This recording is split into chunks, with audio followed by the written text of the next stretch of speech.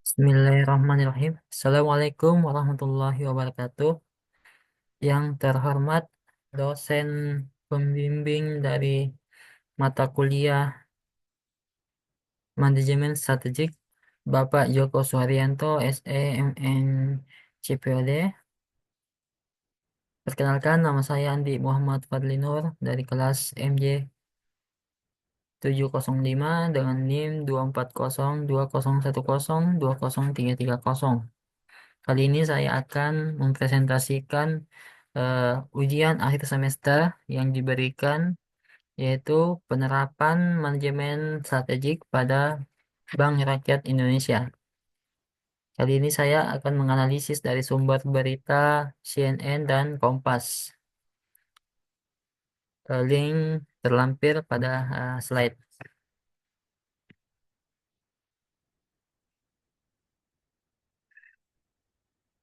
PT Bank Rakyat Indonesia atau Persero, atau bisa juga disingkat menjadi BRI, adalah sebuah BUMN Indonesia yang menyediakan berbagai macam jasa keuangan.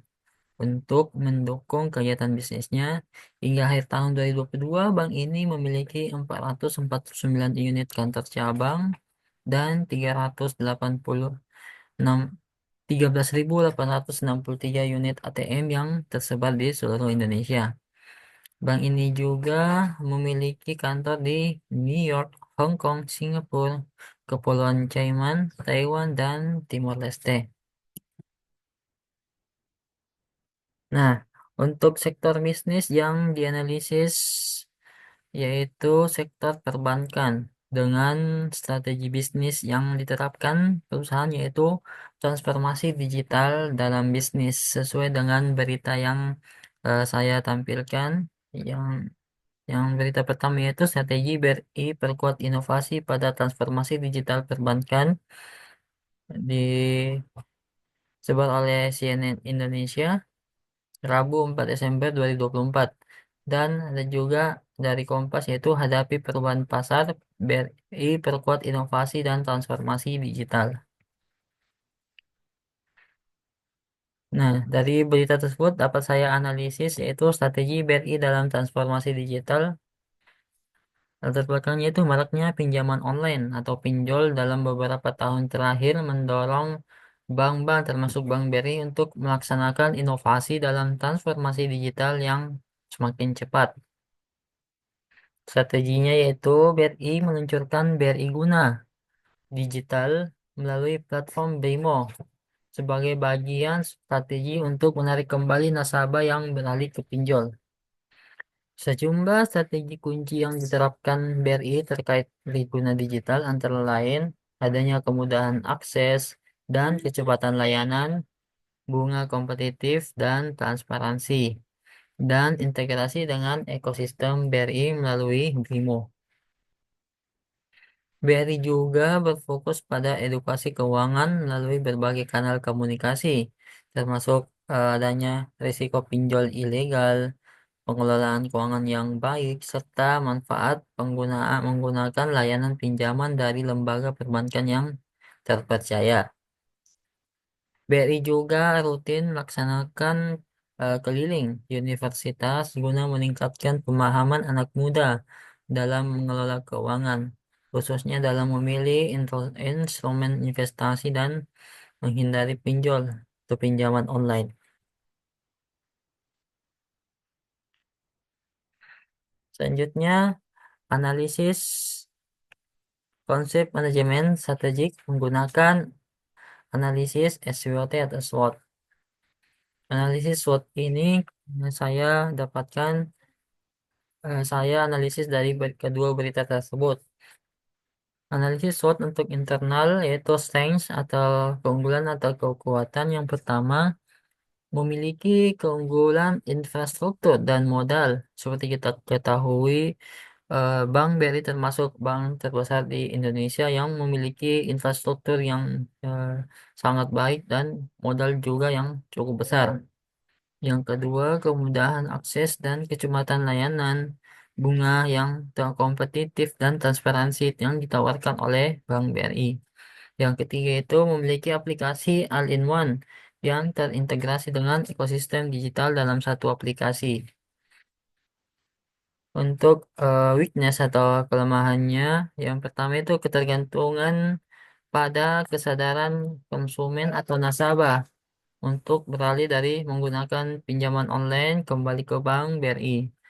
Kelemahannya yang kedua yaitu jangkauan yang mungkin tidak bisa mencapai seluruh Indonesia, mengingat daerah-daerah terpencil masih susah jaringan internet, mengingat aplikasi dari BRI itu berbasis internet dalam penggunaannya. Analisis SWOT untuk pihak eksternal yang yaitu opportunities atau eh, peluang. Peluang yang pertama yaitu menarik kembali nasabah yang beralih ke pinjol. Yang kedua, menarik minat generasi muda, yaitu dengan lebih banyak pengguna muda yang ingin solusi perbankan sekaligus gaya hidup dalam satu aplikasi dan mengedukasi mereka untuk minat dalam investasi ke perbankan yang terpercaya.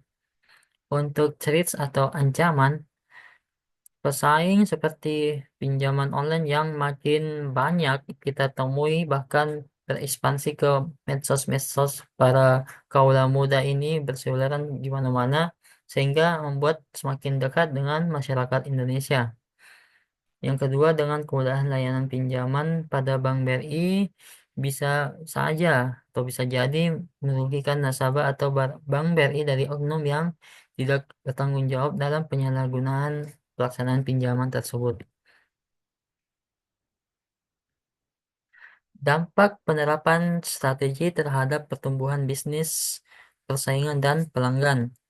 Nah, dampaknya yang pertama itu dampak pada pertumbuhan bisnis, itu adanya peningkatan profit perusahaan, potensi ekspansi perusahaan ke berbagai wilayah, dan peningkatan nasabah. Untuk dampak pada persaingan, membuat adanya perubahan strategi oleh para pesaing. Kedua, menarik kembali nasabah yang beralih ke pinjol. Yang ketiga, memiliki keunggulan yang kompetitif. Untuk dampak pada pelanggan, yang pertama, edukasi dan perubahan kebiasaan nasabah yang terlilit pinjaman online. Yang kedua, manfaat kemudahan layanan yang diberikan pada nasabah terkait pinjaman. Yang ketiga, dengan penerapan strategi eh, digital transformasi digital ini itu meningkatkan loyalitas nasabah dalam menggunakan Bank BRI, layanan Bank BRI. Nah, selanjutnya yaitu rekomendasi strategi untuk meningkatkan daya saing dan keberlanjutan bisnis. Rekomendasinya yaitu mengoptimalisasi adanya teknologi dan digitalisasi sehingga penggunaan aplikasi oleh para pelanggan semakin mudah dan lebih efisien. Strategi yang kedua yaitu mengekspansi jangkauan dan skala operasional, yaitu terus meningkatkan ekspansi atau membuat atau mendirikan kantor-kantor cabang ke daerah yang belum ada kantor cabang di daerah tersebut. Selanjutnya, peningkatan kerjasama dengan pihak-pihak stakeholder terkait mencari stakeholder yang membuat jaringan aplikasi Brimo ini makin baik sehingga dapat mudah digunakan oleh nasabah. Terakhir, strategi terakhir yaitu edukasi yang tidak hanya ke generasi muda, namun juga melakukan edukasi terkait pentingnya investasi ke bank yang terpercaya atau melakukan pinjaman ke bank-bank yang terpercaya, yaitu dengan edukasi ke pekerja kantoran dan para pelaku UMKM. Demikian yang sempat saya sampaikan, lebih dan kurangnya mohon dimaafkan. Saya ucapkan juga terima kasih kepada Bapak dosen Bapak Joko Suharyanto atas bimbingan dan materi-materinya yang telah diberikan. Semoga eh, Bapak panjang umur dan sehat selalu. Terima kasih. Assalamualaikum warahmatullahi wabarakatuh.